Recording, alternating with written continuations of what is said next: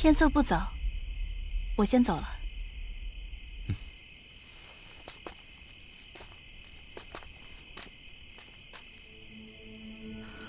小姐，小姐，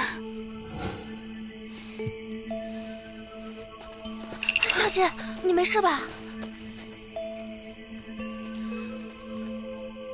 我送小姐回去，你回去休息。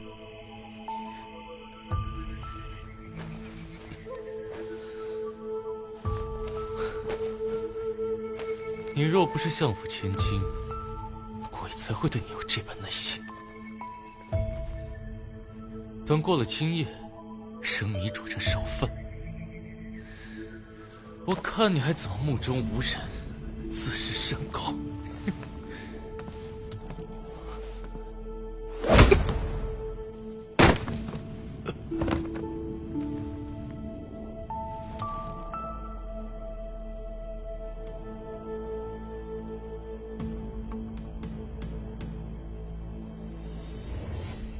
是你？你怎么会在这儿？方才这禽兽在你的茶水和糕点里下了药，想要趁机奸污你。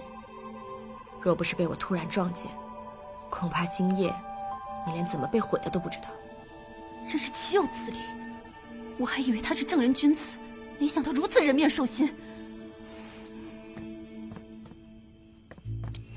哎，且慢！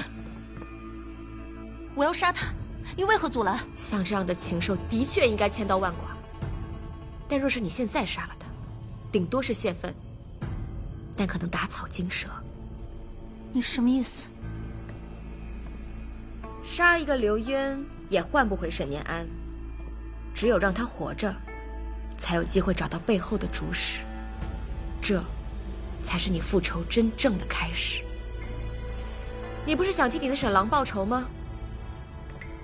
想要搞清楚真相，那就听我的。你知道凶手是谁？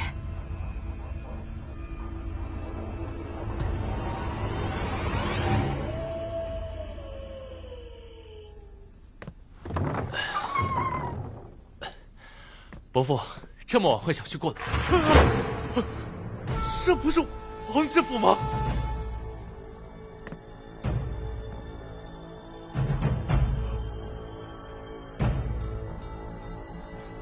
看看你做的好事，你的名字怎么会在上面？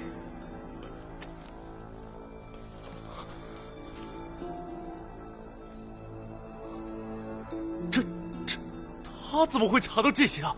他怎么知道？你问我，你不应该问问你自己吗？他今天要不是先来见我，明天你就要去见大理寺卿了。伯父请恕罪，是小婿一时疏忽。你做事如此疏忽大意，叫我日后怎敢将重任托付于你？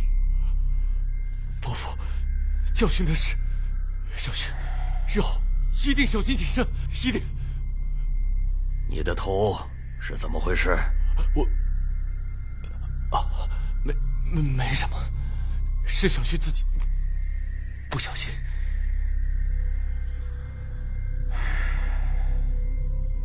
晶晶从小脾气就不好，有些事不可操之过急。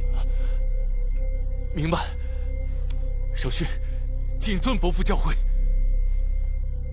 把他处理干净。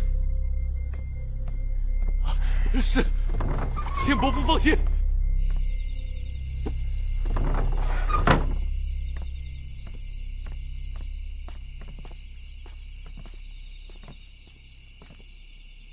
师父，林相杀了王知府，是为了包庇刘渊。林相手段狠毒干练，绝非善人。师父的意思是说，林相和林雅塔关系重大。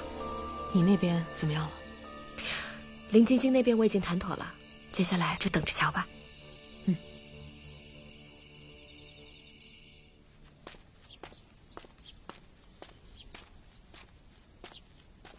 杨儿，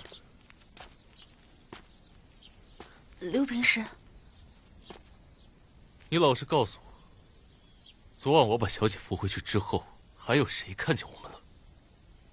没有啊，昨晚小姐进屋后，没过多久便出来了，此后便无人进去。没有别人？难道是小姐？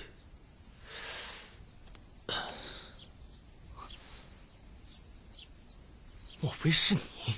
不是我，我昨晚一直在自己房间，未敢踏出半步。你把小姐给我盯紧了，有什么风吹草动，及时向我通报，否则你清楚沈念安的下场。是刘平使。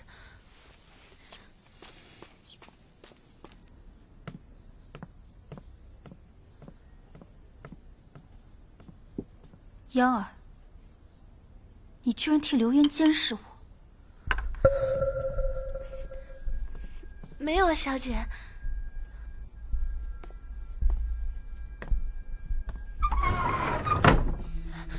方才你和刘渊说了什么？我可是听得一清二楚，就不必嘴硬了吧？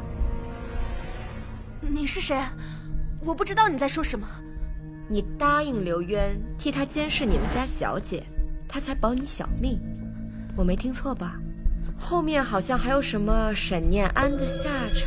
你跟了我这么久，究竟是怎么跟刘渊勾搭上的？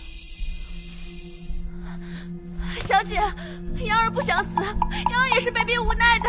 被逼无奈？难道你不怕我也可以杀了你吗？说，刘渊跟念安的死究竟有什么关系？小姐，你现在老实交代，还可以保你一命。要是再有半句谎话，我就替你们家小姐了结了你。小姐，央儿知错了，求你可放过我，央儿什么都说。小姐，小姐，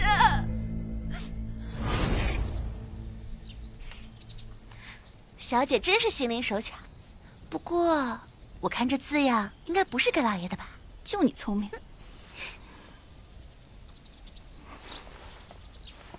你今天替我把这个送去沈郎府上。哎，我记得要亲自交到他手上，知道啦。那日我去沈翰林家的路上，正巧看见了他，我正想跟他打招呼，转身却发现他神色谨慎地走进茶馆后门。紧接着，我又看见有个人走了进去，这是刘平使。我觉得有些反常，于是便决定等他们出来后再上去找沈翰林。没有多久，我看见沈翰林被人抬了出来，我害怕极了，不敢声张。一直到最后，又有2个人从茶馆里出来。林相，请放心，卑职这就去办。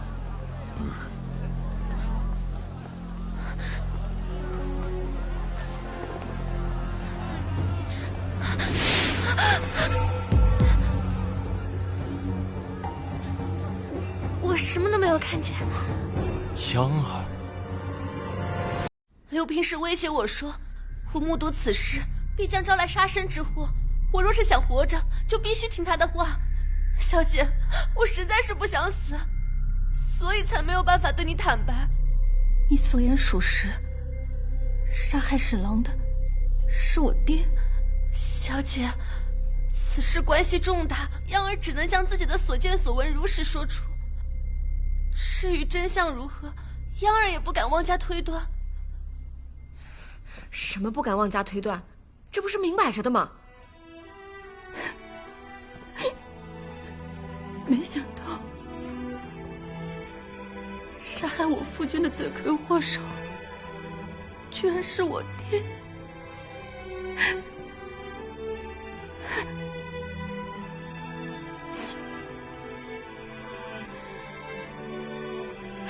沈郎，我对不起你。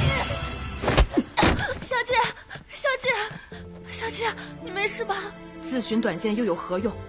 逞一时之快倒是一了百了，但沈念安还不是白死？不甘心又如何？那是我爹。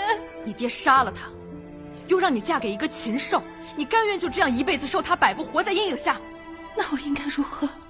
首先你是你，才是别人的妻子，别人的女儿。记住，为了你自己，你的刀口也应该坚定向外，要让那些毁了你幸福的人付出代价。为了自己？对，为了自己。软弱忍让只会让坏人更加肆无忌惮。晶晶，哭够了就站起来吧，要借用他们给你的刀，狠狠刺向他们的软肋。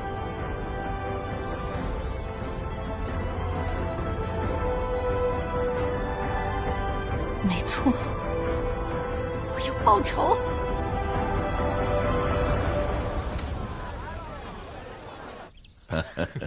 爹爹啊，上元节快到了，我想去庙里祈福。祈福？为何呀？爹爹，女儿想明白了，有些事情已成定局，过去的就让它过去吧，是时候该有一个了结了。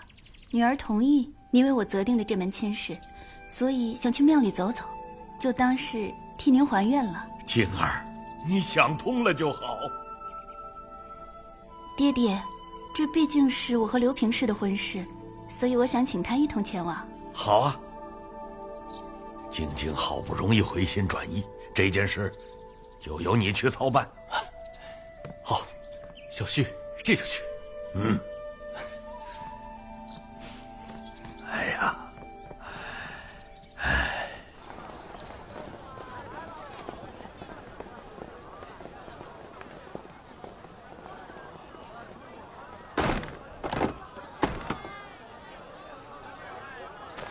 哎，怎么停下了？刘平氏，小姐渴了，想进去喝口茶。喝茶？不是快到了吗？小姐有些胸闷，正好这有个茶馆，便想进去休息一下。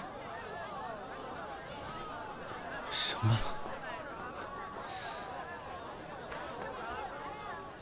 哎，这茶馆我好像来过。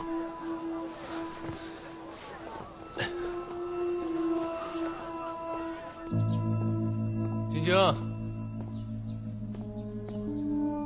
晶晶，晶晶，哎，人呢？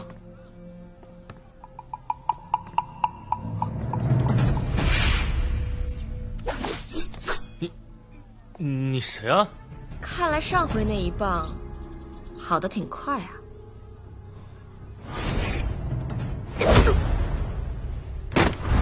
哦，那晚是你，你给我等着！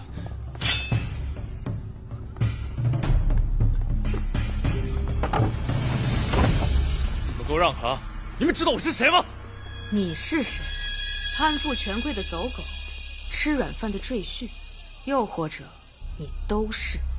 你们说什么我听不懂，但是你们要知道，我的夫人是相府的千金，京城重地，既容尔等肆意行凶。肆意行凶？看来你是忘了沈念安是怎么在这里被你害死的。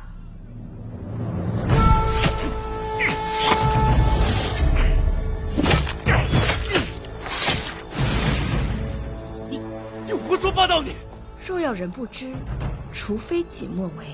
你自己做过什么？难道真以为可以瞒天过海吗？你们怎么可能知道的？难道是燕儿那个贱人？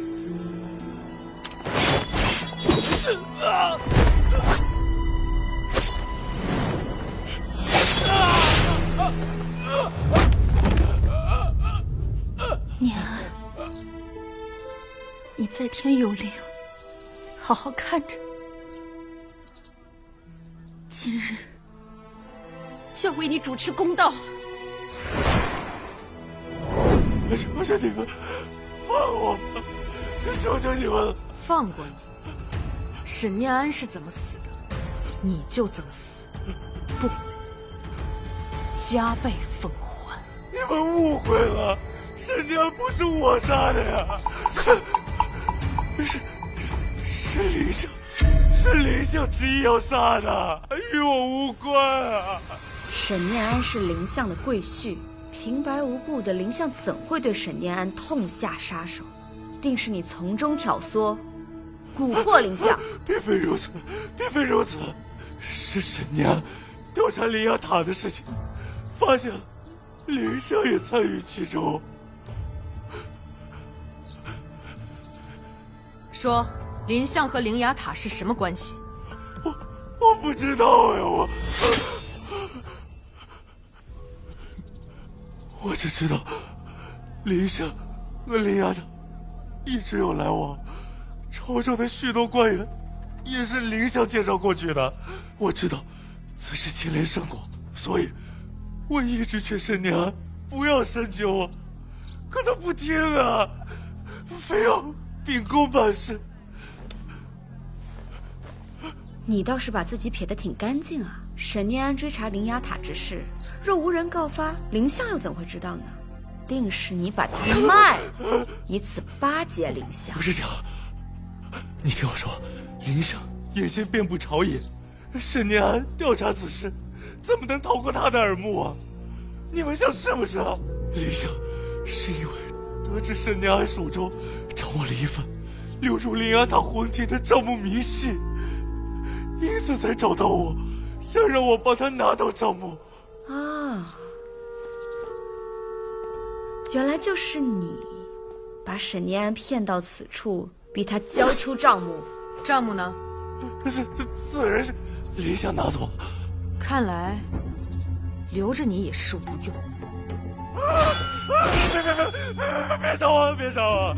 我知道你们要的东西在哪儿。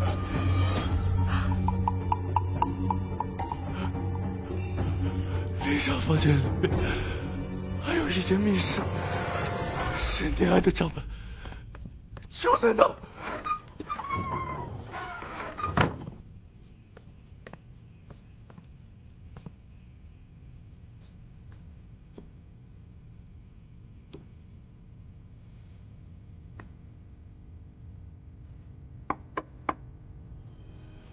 这里墙壁的声音有些古怪，想必密室就在此处。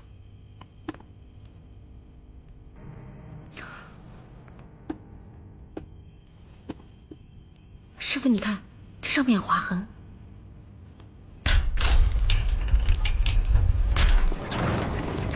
密室。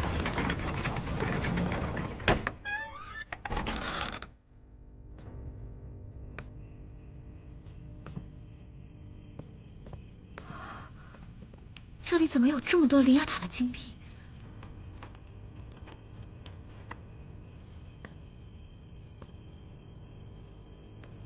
啊，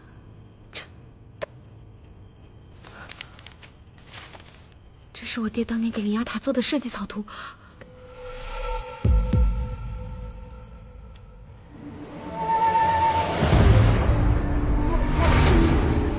果然是他。怎么了，师傅？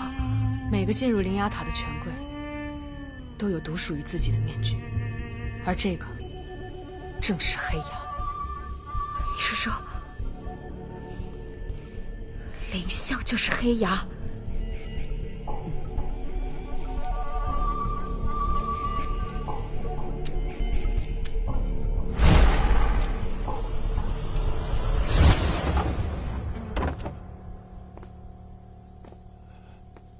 女侠，我所言不虚吧？我也真的是被逼的，快放过我吧！青青，怎么是你啊？你的所作所为，我一字不落，全听见了。青青，不是你听到的那样的，我今日所言都是权宜之计。若不是性命攸关，我断不会如此啊！我本以为你只是道貌岸然、趋炎附势，可我没想到，你竟然恩将仇报，简直猪狗不如！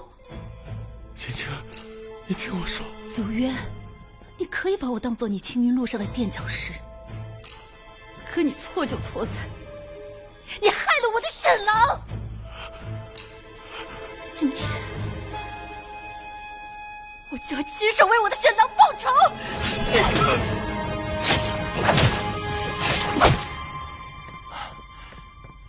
主任，上月结的生死局，一切都已准备妥当，随时可以开盘下注。不急，还有贵客未到，再等等。是。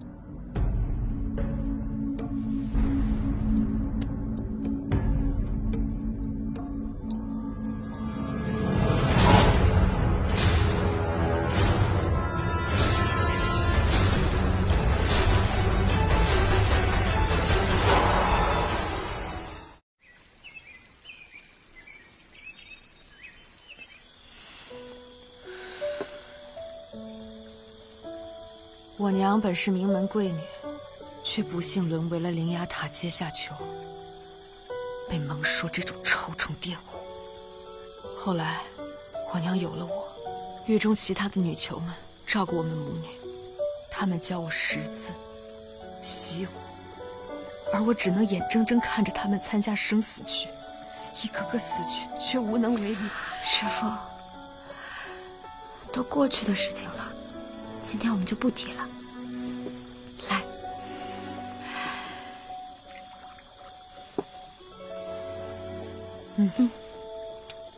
干！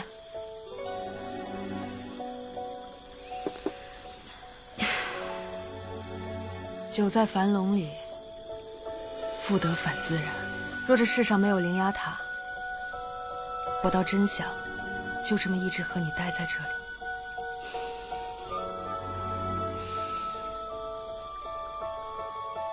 那不如今晚我们就当什么都没有，没有塔，没有牢笼，只有酒，只有兔肉，只有师徒。那你多吃点儿，也许这一顿就是我们最后的安宁了。来，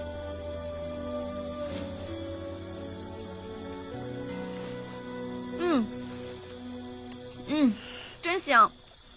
师傅，你要是不学武，你就是做个厨子也能养活一辈子。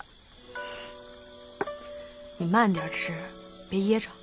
你还说我呢，师傅，你还记得你当初到我们家头一回吃饭的样子吗？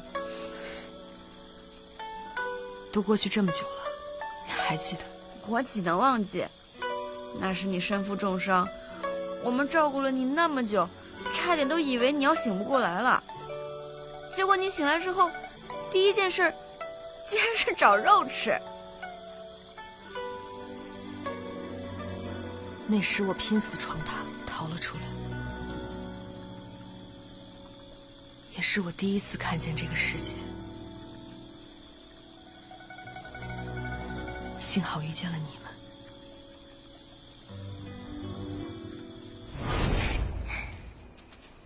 兔子，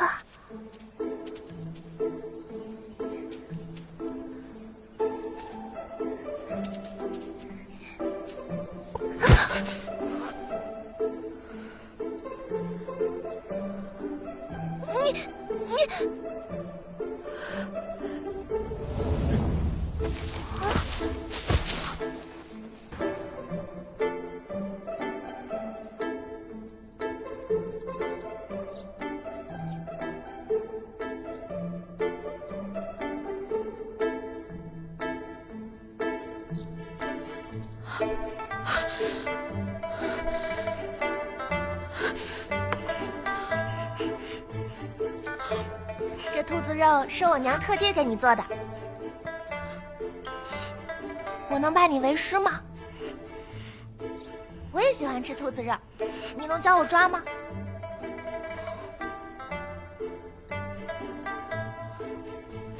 你看我编的也还好吧？师傅，你什么时候开始教我呀？我什么时候答应收你为徒了？看在我帮你梳头的份上，师傅考虑一下呗。没收过徒弟，不曾会教。我也没拜过师呀，咱们相互照应呗。考虑一下。那我就当你答应啦。咱们拉钩作证，不许耍赖。你可知这一身本领意味着多少的苦痛？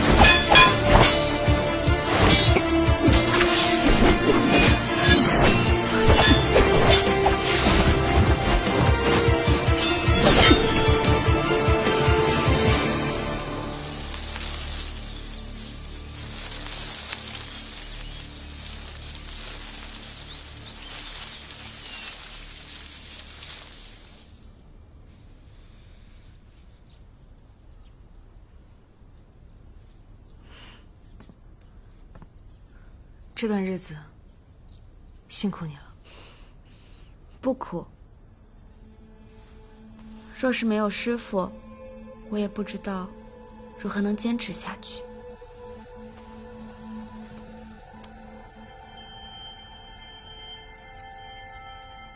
这是我给师父做的，我给他起名千丝镯。他日若你带上它，我们一起闯进灵牙塔，定能所向披靡，无往不利。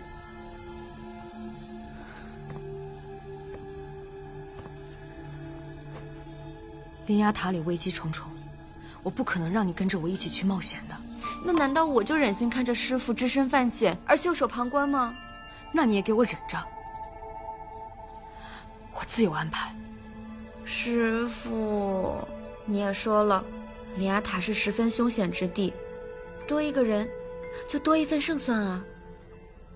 更何况，灵牙塔这样的罪恶之地，一日不毁，就会有更多的女子沦落其中，成为权贵的玩物，生不如死。师父，师父，你就承认一次吧，承认你是需要我的，好不好吗？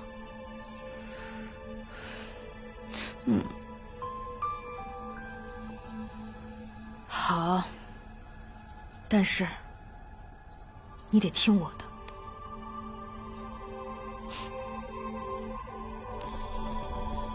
胭脂，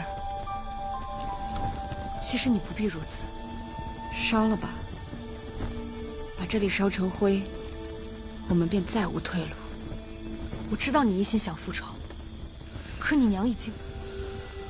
若你再有点事，我……师父，如今这世上，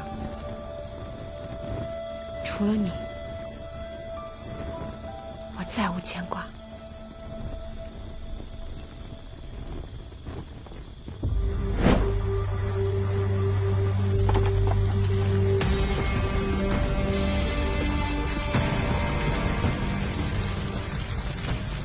胭脂，此去灵牙塔势必凶险，一半做哑仆随我入塔，你我分头行动，恐无法护你周全，务必处处小心。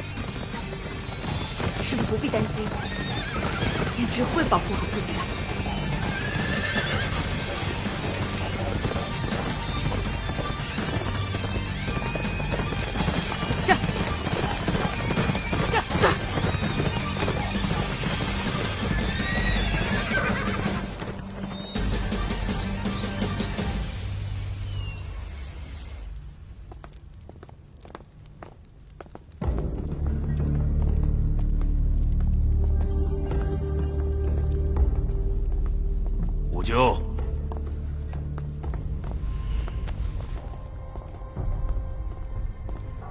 这么晚了，你还在这里做什么？启禀塔主，马上便是上元佳节，吾就奉命挑选女囚，不敢怠慢。塔主，黑牙有请。务必弄仔细了，绝不能出现纰漏。是，塔主。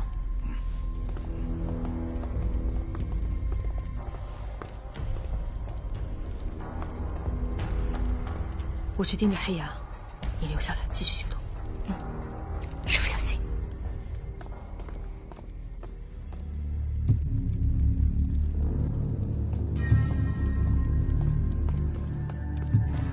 站住！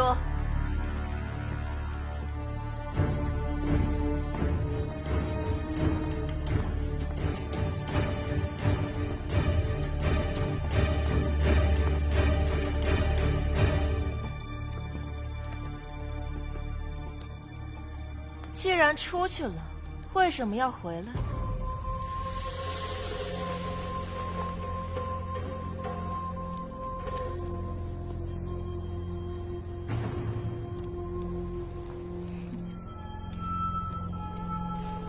拿了解药还不知足，还要回来杀黑牙，真是胆大包天啊！你知道，你真的以为你和庄无咎的那些计划能够瞒天过海？要不是我和塔主心存仁慈，你到不了第四层。别把自己说的那么有情有义，好像可以洗脱你们身上的罪孽一样。多说无益，来吧。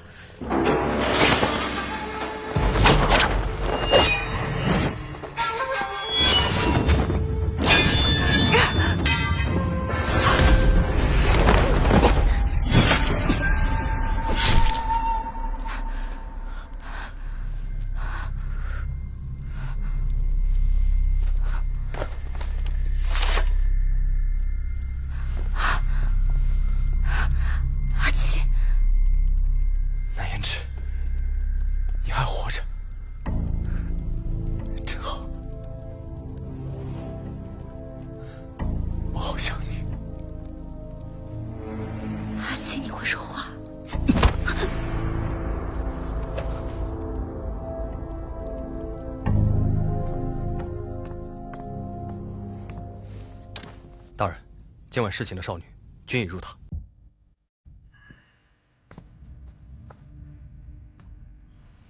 看来好戏就要开始了。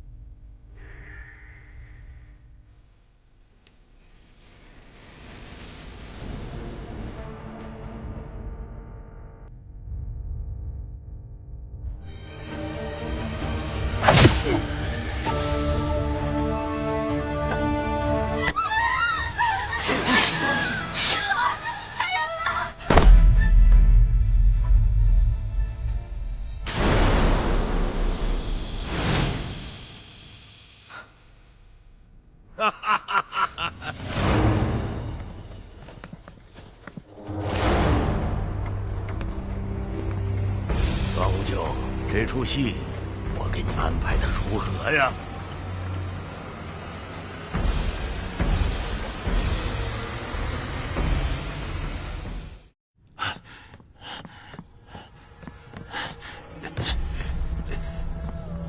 主人，属下管教不力，罪该万死。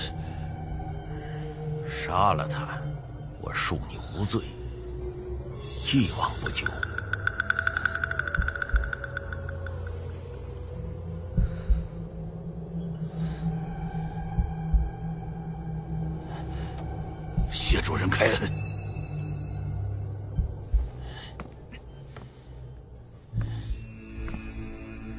庄无咎，你犯上作乱，目无尊长。念在你我这么多年的父女情分，给你一个机会，自我了断，免得我亲自动手。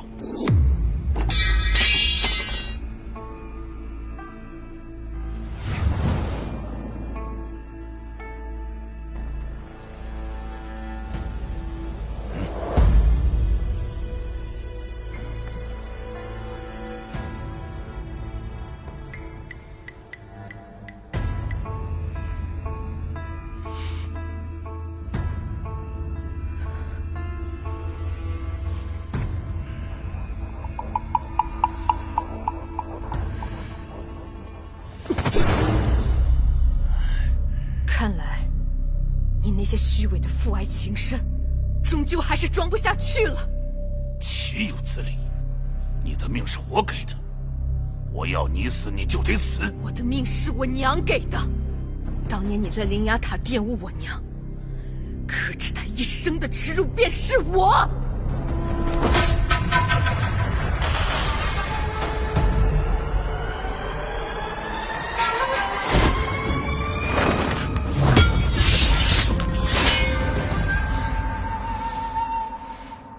对不起你娘，但是我待你不薄。当年逼我回灵牙塔，不过是想把我培养成你的杀人工具，用那些所谓的三纲人伦来支配我。可一旦到了生死关头，还不是一样把我当作弃子？这就是你的命。今天我必要把它收回来。不配做人妇。就乖乖的听爹的话。听话认命，这些词我听了无数遍，每听一遍想杀你的心就多一分。这个低贱的女子，罪不可赦。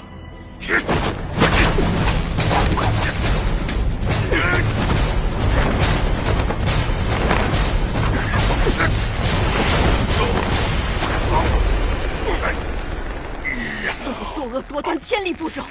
为了我娘，为了灵牙塔里所有被你践踏过的生灵，我就必须替天行道。无咎，你就真的这么恨我吗？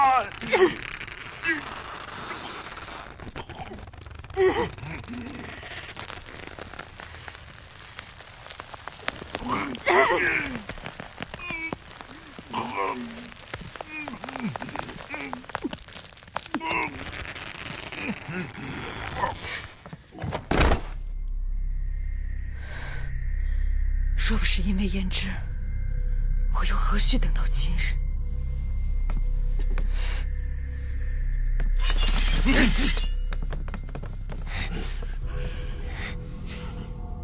精彩！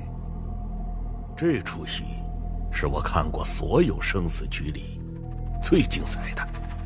只可惜呀，蒙硕为灵牙塔操劳这么多年，最后居然死在自己亲生女儿手里，真是可悲可叹呐！何必在此兔死狐悲？你才是这灵牙塔的罪魁祸首。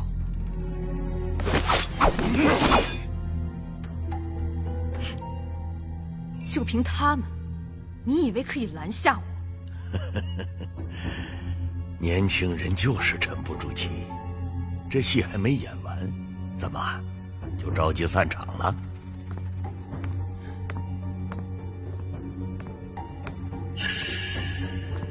阿七，胭脂，放了他！庄无咎，这出戏我让你来收尾，要么束手就擒，要么看着他死。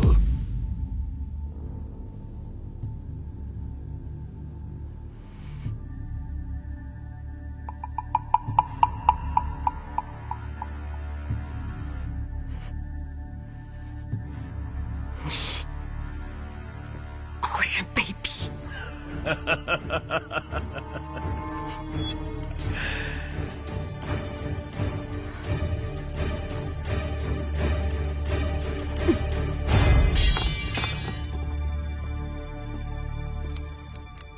身为社稷重臣，竟然私设灵牙塔，还以奴役人命为乐，你就不怕有朝一日真相大白，自己身败名裂，遗臭万年吗？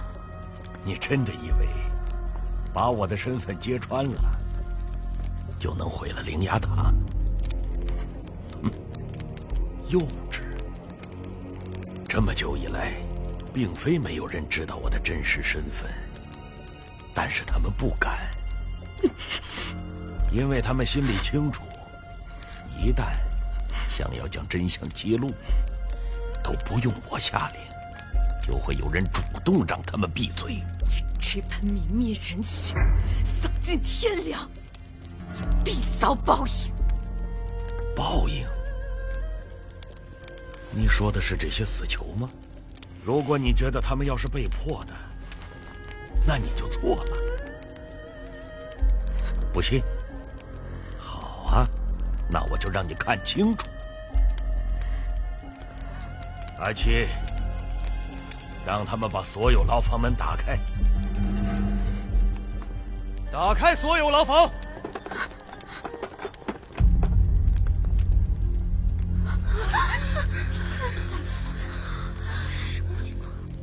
这些底层贱民身负重罪，即便是能逃出去又如何？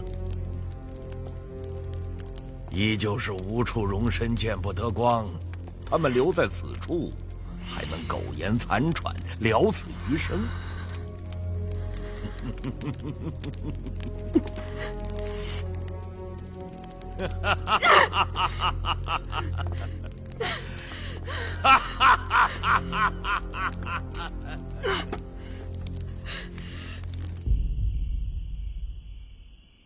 阿七，这次表现不错，不枉我让你在塔中蛰伏这么多年。主人深谋远虑，属下不过奉命行事。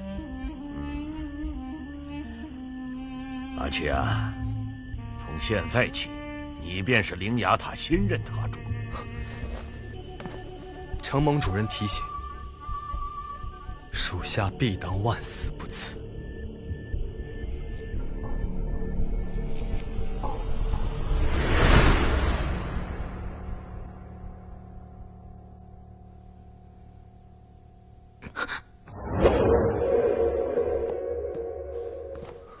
阿七，你醒了。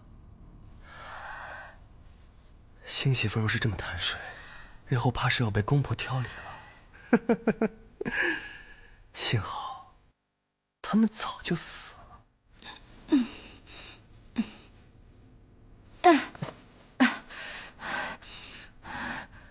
你给我吃了什么？放心，不过就是一些软筋散。我怎么舍得伤你？我好不容易找到你，我不会再把你弄丢了。你抱得我好紧，疼，你能扶我起来吗？对不起啊，我不是故意的。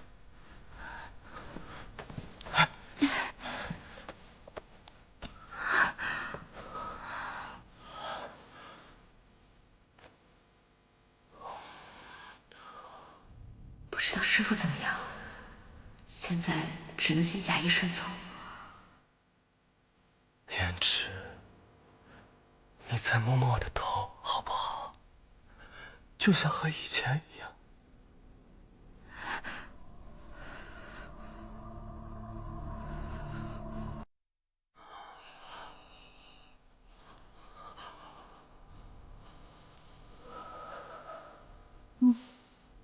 阿七，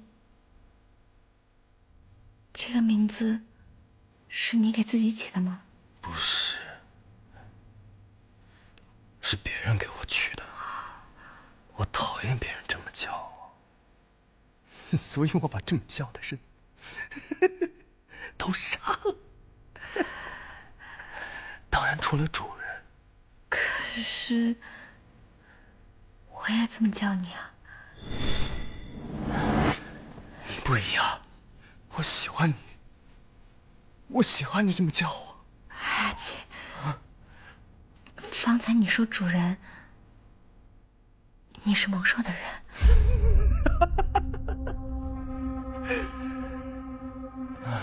多亏了你师父，把蒙硕杀死了。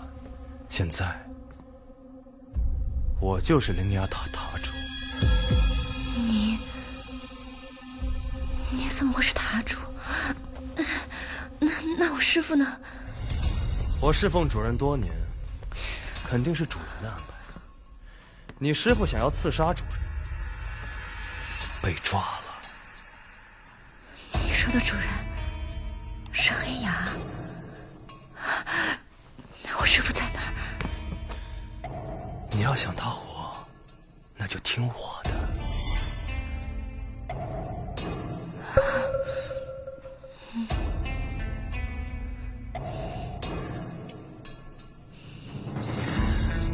阿七，你把这里布置成这般，是要……我想要娶你，明晚便是我们的大婚之日。你要娶我？你放心，我不会伤害你的。我现在已经是灵牙塔塔主，你想要的一切我都可以给你。我想要你待在我身边，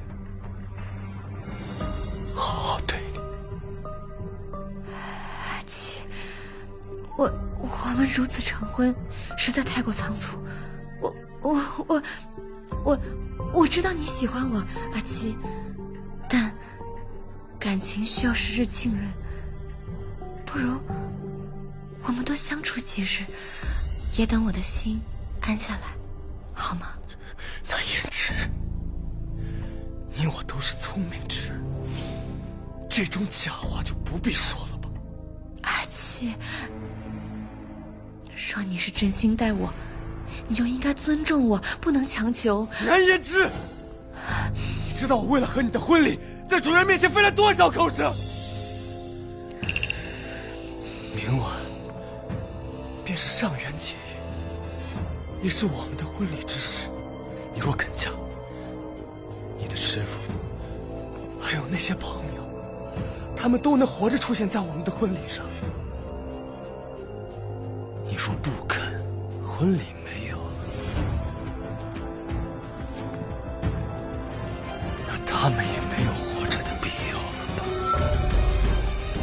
好，我嫁。但我只有一个要求，他们一个都不能少。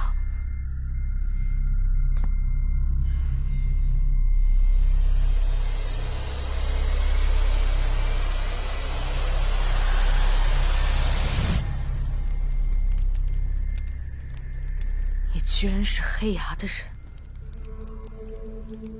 若不是如此，或许我们还没有这样的交情。交情？你我道不相同，没有交情。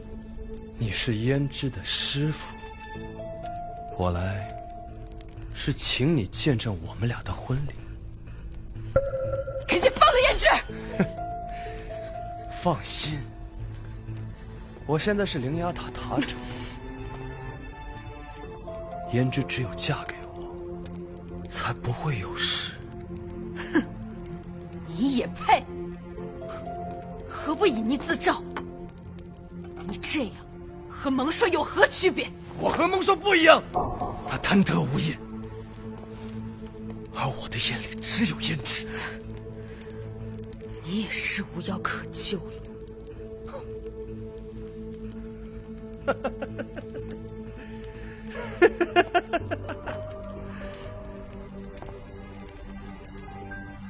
其实有时候我挺羡慕你的，能和胭脂在一起经历那么多，这些年辛苦你对她的照顾，余下的时光就交给我吧。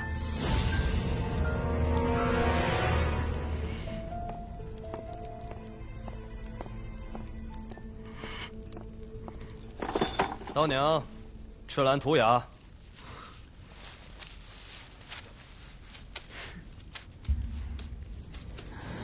二位，有请。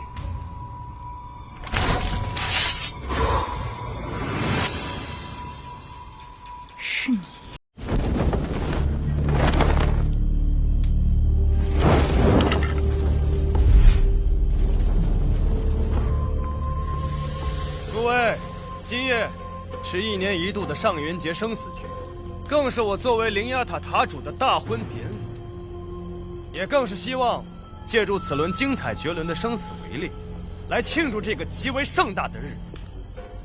普天同庆，灵牙永昌！普天同庆，灵牙永昌！普天同庆，灵牙永昌！普天同庆，灵牙永昌！此轮生死局名曰围猎场，以女囚为猎。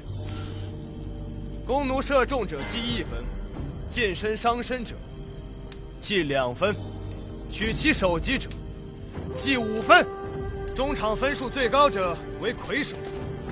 另外，请诸位放心，所有猎物均已服下软金子，毫无反应，尽可放心围猎。我的朋友们呢？他们已经到了。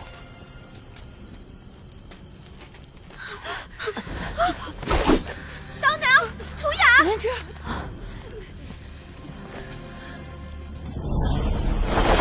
师傅，胭脂，他们为何会在下面？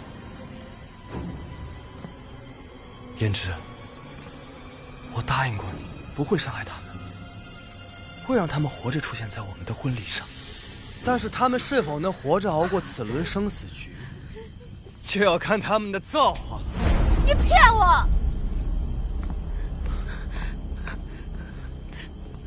从此你我的世界里只有彼此，也未尝不可。卑鄙！诸位，1年1度盛大的上元节生死局围猎场开始。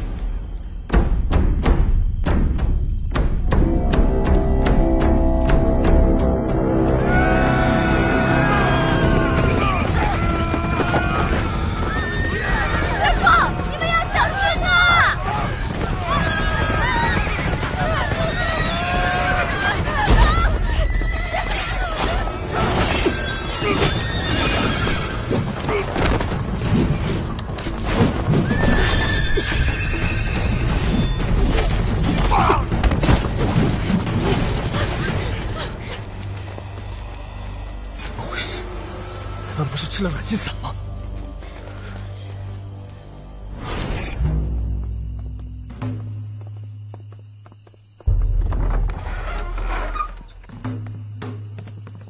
秦女士，还有你们，想不到吧，蓝胭脂？其实我俩一直在暗中帮你。上元节那天，塔内大部分的兵力都会集中在围猎场，此时正是打开各层牢房，带领大家逃出灵牙塔的最佳时机。往年所有女囚服用的软金散都是由我调配的，今年也不例外。围猎场一旦开始发生暴动，我们也会响应你们，打开各层牢房，放出所有女囚。到时候我们会让自己人假扮权贵混入其中，一定能够里应外合，一举成功。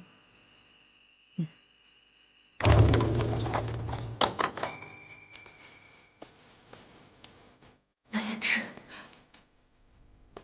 蓝胭脂，你还活着？小声点。这位是我师父。师父，抱歉了各位，之前为了大局，不得不隐瞒身份。原来是你，刀姐姐，图雅，江门，你怎么在这儿？之前阿满打碎水碗，是我故意让他这么做的，抱歉没有提前告诉你们。你竟然骗我们！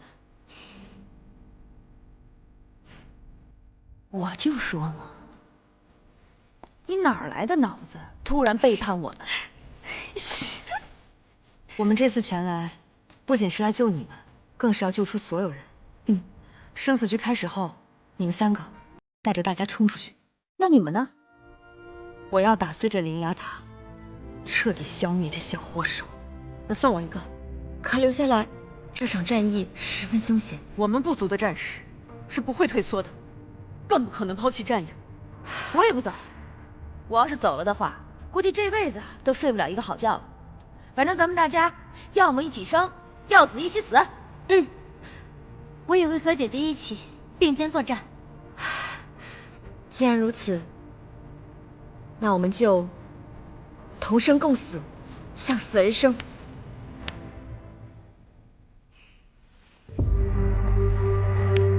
同生共死，向死而生。诸位，我们报仇的时候到了！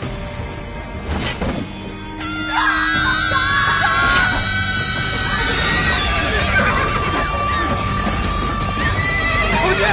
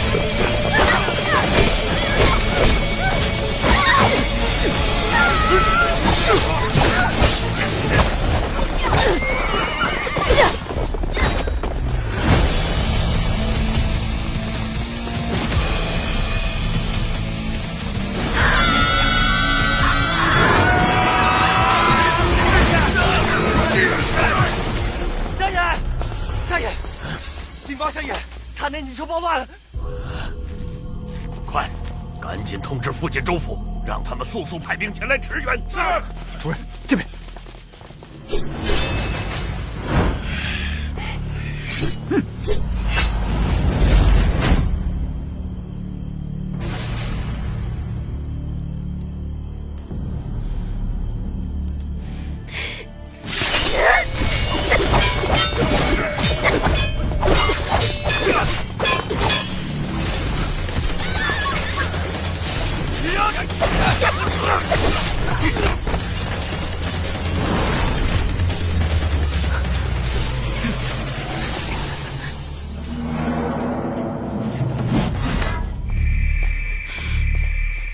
你去追林相，把他交给我。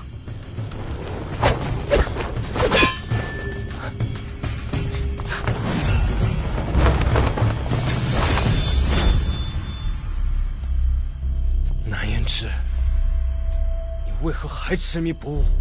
我再给你最后一次机会，马上回到我身边。你已经和林雅塔一样烂透了，就算死，我也不会跟你在一起的。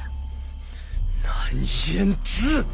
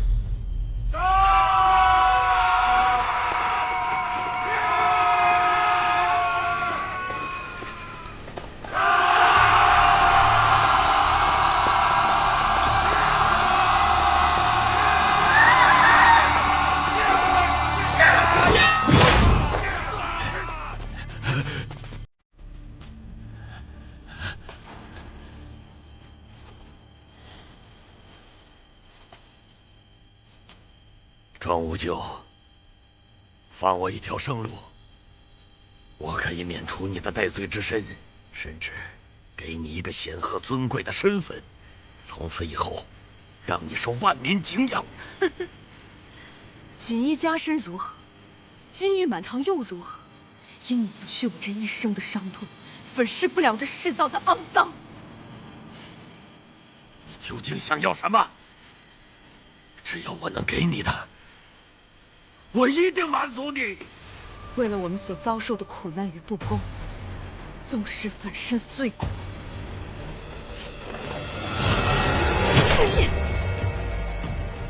我也要让你血债血偿。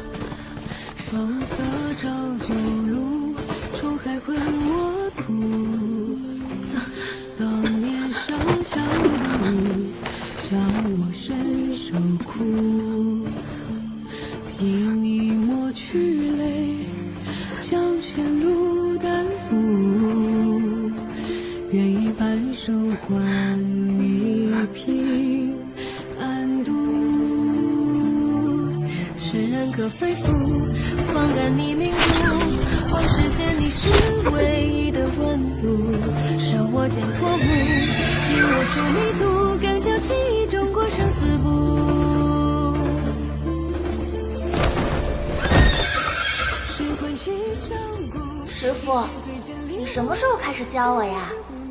我什么时候答应收你为徒了？师傅，请你教我最厉害的武功，我要为我爹娘报仇。这是我给师傅做的，我给他起名千丝镯。他日若你带上它，我们一起闯进灵牙塔，定能所向披靡，无往不利。唯愿三昧功夫决之处。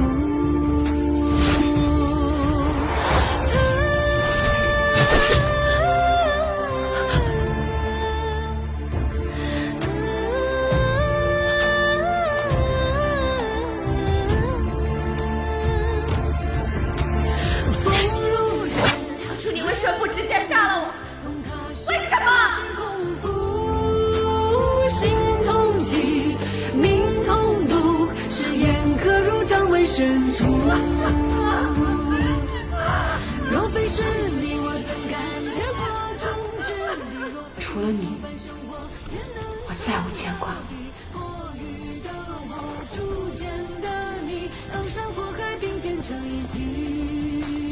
你不必再为我顾虑，别再一个人扛。我想跟你并肩作战，为了爹娘，也为了你。我们一起去把那些人该还的债讨回来。若这世上没有灵牙塔，我倒真想就这么一直和你待在这里。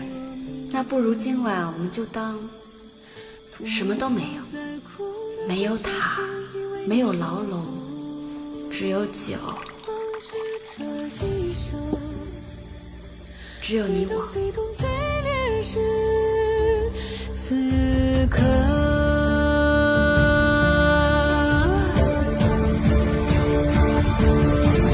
此生足矣，此生足矣，是热热真中的幻想，只愿来世仍为师徒，用力相互，再携手走完未尽的路。师父，他们来救我们了。